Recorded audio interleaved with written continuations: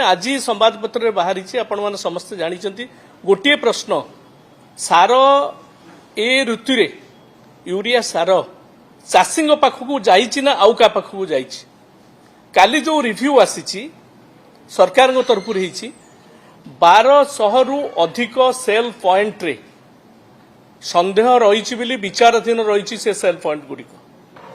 1200 रु अधिक एवं 62 सार डीलर कर लाइसेंस कैंसल है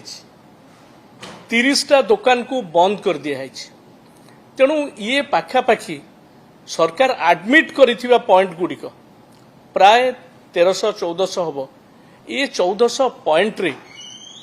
जदि दुर्नीतिग्रस्त थिले मुनाफकारी थिले एवं ठिकणा भाव में सार जाइनी बोली सरकार अनुभव करचंती एमानंको जरिया जो सार दियाहला ये चाषी पाखरे पहुंचला